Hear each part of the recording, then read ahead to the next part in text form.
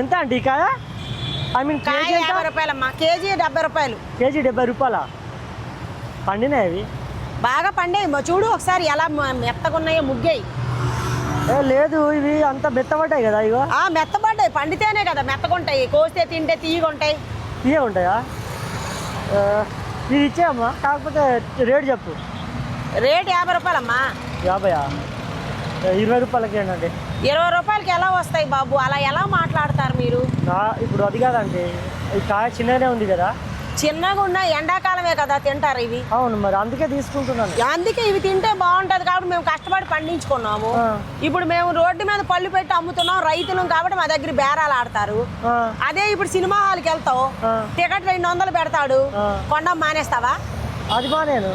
షాపింగ్కి వెళ్తావు, fixed rate అని చెప్పేసి డ్రెస్సులకి బట్టలకి ఒకటే రేటు పెడతారు, అక్కడ తగ్గించమని అడుగుతావా? ఇప్పుడు అక్కడ ఇక్కడ అడగనమ్మా. ఇప్పుడు ఇది నాకు నచ్చింది. మరి మా రైతులకి ఎందుకయ్యా బతకనివ్వరు? ఇప్పుడు నేను అడగడం వల్ల మీరు బతకట్లేదా?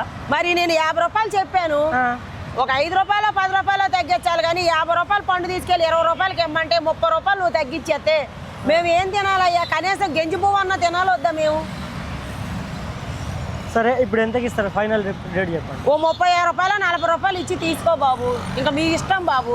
మా పంట అంతా రోడ్ల మీద పోసేసి నాశనాలు చేసుకొని మేము చచ్చిపోవడాలి తప్ప మాకేం లేదు రైతులకి. నేను ఒక్క